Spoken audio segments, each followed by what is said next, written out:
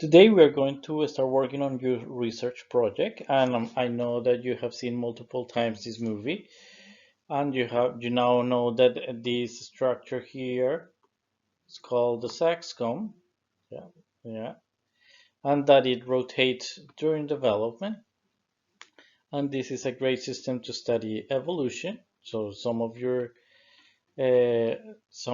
the students in this class is studying the cellular basis of evolution.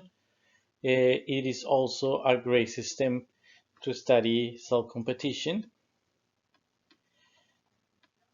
And as you watch in the video, you saw that there are a lot of process taking place during the rotation, a lot of cellular process, and you saw I described that the cells start dying during development, and later I will show you that those cellular process are found in other tissues that are display cell competition. And so this is a great system to study cell competition too. And uh, it has been also used to study cancer. And there are other groups that are studying the circulatory tumors, how tumors move during development. And, and anyway, there are so many things that we can study from here. So, but as I said, you're going to study mainly cell competition. So in the previous paper that you read, from Malcolm, Jaden, and Chris, they were working mainly in the cell size. So you saw that in this region, the hexagon increased in apical cell area, while here in the region above the comb, the cells are reducing in apical cell area. So, and while in the previous project focused on cell size, you are going to focus on cell shape, changes in cell shape, what is happening with the cell shape. And there are different ways to quantify the cell size. So you can have a just to, or there are different ways to describe the cell size. So you have a quantitative data, as the one that he showed, but you can also have qualitative data. So these are heat maps, and it's showing you, for example, here that there are cells that have different sizes, well, or ones that are much smaller that are here in blue. And in that way, you can have a better understanding of what is happening. In your case, we can do something similar. We can explore some quantitative or some qualitative data. So the main question of the previous paper was trying to understand what are the cell dynamics of the changes in apical cell area during leg pupil development. So we already know that there is the cells below the comb are expanding, while the cells above the comb are getting smaller. And the question that we have is what mechanism they use. Generally, what we do is this ACA is apical cell area.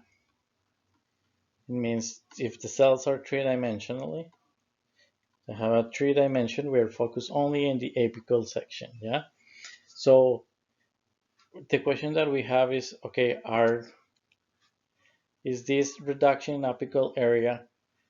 We know that if we study not only the beginning at the end, yeah, here we have the beginning, and here we have the end, and here we have beginning and end. We wanted to know how this happened. This is a gradual process, or could we find pulses? So they get very fast in a very fast fashion, small, and then they get static, and then the same thing happened. So they have displayed pulses. That is what they have found before. And we asked these questions. It could be this one, or it could be this one. And what we found is that is actually the pulses are they are it seems to be irregular pulses.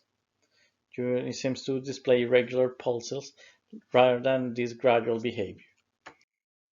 Yeah, and when the cells are getting bigger, to our surprise, again something happened. The same thing happened. This is the beginning and this is the end. And here this will be beginning and end.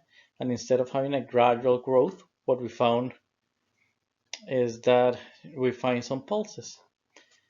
Um, Later, you can watch this work of a lab from the MIT that they were studying something similar but in the embryos of fruit flies. And what they were finding is when the cells get smaller, they also found uh, these pulses that we are describing here. So in the previous project, they studied cell size. In your case, now we are moving into cell shape. And why? Because we want to study more new details of what is happening here. And here there are some examples of cell shape. So from neurons to bacteria, and in the case that we are studying in epithelia, it seems to be always a geometrical patterns. And we want to describe that more in detail. So why we're studying this? Because sometimes, although the cell size can give us some information, sometimes it can bias our information. So for example, if you have the cell area of these two cells, maybe it could be very similar. However, if you see this cell is more rounded, yeah, more circular, while this one, it seems to be very different, the shape. Yeah. However, they could have relatively similar area. Although this cell, it look more like a rectangle, while this one will be more like a square. And so defining the cell shape can also tell us more about the behavior of the rotation or of the process of the rotation, and it can tell us informed new things about the process of cell competition. And there are multiple ways, multiple observations that we can do to study the cell shape. So for example, ImageJ would allow you to study the width, that it will be something like this, or it will also study the height, that it will measure those things, and we can see what is happening. We can see if are those process also, as you described, some of you describe or talk in the previous homework. We can see if there is a pulsation, and that is the most likely thing. But I think it is very worthwhile to that you test the hypothesis, because the system, every time that we think that there is something clear, something new appear. For example, I was talking last time with one of you, and I was telling her that what every time that I study this system, I learn something new. So, for example, last semester I have been studying this for more than 10 years, and I thought that the cells, as I described in the region above the comb, just got smaller. But last year, a student from CMU found that actually here on the top, although they get smaller, that is something that is true. The ones here in this region, they actually remain the same size, and that was something that we have been wrong for many years. That we thought that all the tissue was getting smaller, but actually mainly the region that is getting smaller, there might be a gradient, and here they display most of the changes. Here, medium changes, and here almost no changes in the here in the part in this region that is below the bottom of the sexcom, and it's very fascinating. So, in the case of the height and the width, we want to test those hypotheses. So, some of you told me that something like this could be happening. So, for example, in this region on the top of the comb that we have been describing, that I will put in purple. So here in purple, what it could be happening is that, the cells could have been look like a square where the height and the width could be relatively similar, but as they get squished during the rotation, maybe they start getting squished here and start getting longer here. So the width get reduced and the height increases. So this is something that we can test. Well, here, as we said before, and let me put it in yellow, this region here, they can tell us a completely different story. That they could be changes here in height and width, but at the end, actually, these remain the same. And these are hypotheses. We have to test if it's true or not. And this is some of the questions that we can ask. Now, another way to study cell shape, as I said before, it can give you the roundness, the circularity, and also the cell perimeter.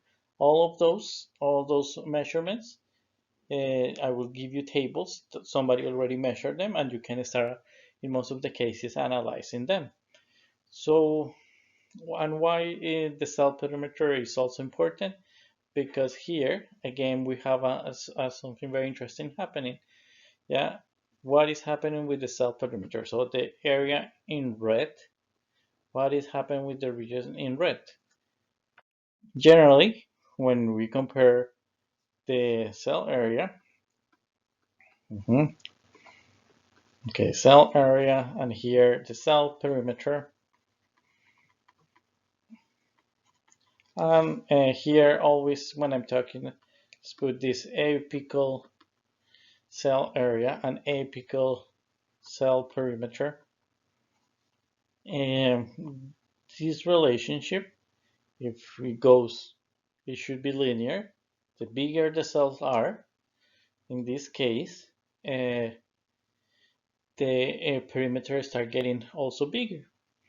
This seems to be okay. However, there are cases that this could be very different. So for example, in this case, here, although there is a small increase in area, the cell perimeter increases a lot because the cell has an irregular shape.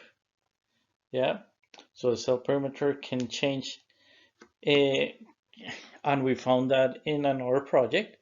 We found that when the tumors they start circulating, sometimes when they are going through cell division, the cell area and the cell perimeter start changing. We want to see what is happening here, and you have all the data to see if you find something like that or not. And again, the most likely to me right now, before doing any experiment, is that you will find something like this. Yeah. However, the beauty of science is that you go and test the hypothesis and make sure that the evidence is correct, and sometimes you have surprises. So the idea is that you test which hypothesis is correct, if the cell perimeter and the cell area are directly correlated, or maybe there is something different. And this is just one hypothesis. You can test different hypotheses.